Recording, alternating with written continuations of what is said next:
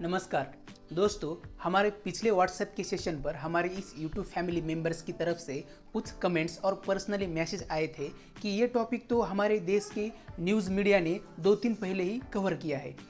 मैं यहाँ पर हमारे इस यूट्यूब चैनल का पर्पज़ यानी कि उद्देश्य यानी कि इस चैनल के माध्यम से आपको क्या मिलने वाला है ये बताऊँगा और इससे उनका वो डाउट भी ऑटोमेटिकली क्लियर हो जाएगा। आइए देखते हैं डिटेल में। दोस्तों, इस चैनल के माध्यम से आपको इमीडिएट और त्वरित न्यूज़ मिलने वाली नहीं है। ये काम तो हमारे देश का मेन स्ट्रीम मीडिया भी बखूबी निभा रहा है और वो भी दिन में 3 बार से भी ज़्यादा। 5 मिनट में 25 खबरें, वहाँ पर रेप हुआ, वहाँ पर आग लगी वगैरह वगैरह। मैं इसका अपोज नहीं कर रहा हूँ और ये हमें दिन में 1 बार तो देखना भी चाहिए, लेकिन इस चैनल के माध्यम से आपको अलग से और नया क्या मिलने वाला है ध्यान से सुनिएगा।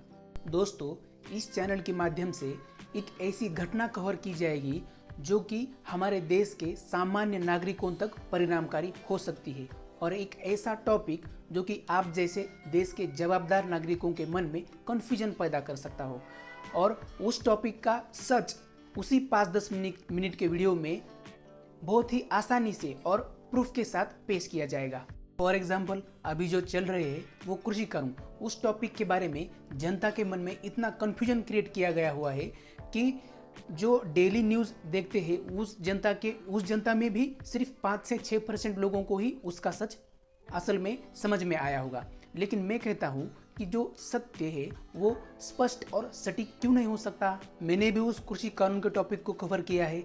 अगर आप कुछ नए जानने की भावना से उस टॉपिक को देखेंगे तो उन 5-6 मिनट में ही आपको उस कृषि कानून का पूरा सच समझ में आएगा, ऐसा मुझे पूरा विश्वास है। आपको दिखने में तो 5-6 मिनट दिखते हैं दोस्तों, लेकिन उन 5-6 मिनट के पीछे बहुत बड़ी मेहनत और रिसर्च होती है दोस्तों, हमारे देश के हर एक क्षेत्र में बहुत सारे विशेषज्ञ और ज्ञानी लोग हैं जिनका कि इस पॉलिटिक्स से और राजनीति से दूर दूर तक कोई संबंध नहीं होता। वो ऐसे लोग होते हैं जिन्होंने कि अपनी पूरी जिंदगी देश के लिए और लोगों की उन्नति के लिए समर्पित की होती है।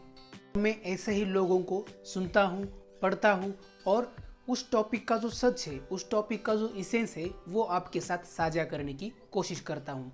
और इस प्रकार की अवेयरनेस से जब हमारे देश की जनता और हमारे देश का भविष्य यानी कि हमारे युवा जब जागरूक होंगे तभी असल मायने में देश की उन्नति संभव है।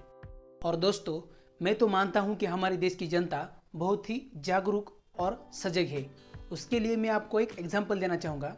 जब 1947 में हमारा देश स्वतंत्र हुआ तब उस समय उन बड़े बड़े अंग्रेज अधिकारियों ने और उनके तज्ञ लोगों ने कहा कि भारत जैसा एक आधी से भी कम निरक्षर लोगों वाला देश एक लोकतंत्र नहीं चला सकता। और तब हमारे देश की निरक्षरता बहुत ज़्यादा थी दोस्तों। लेकिन जिस तरह से हमारे देश की जनता ने नेताओं का कर्तृत्व देखकर उनको अवसर दिया है, उसमें चाय बेचने वाले नरेंद्र मोदी प्रधानमंत्री बन गए और एक पेपर बेचने वाला लड़का हमारे देश का राष्ट्रपति बन गया।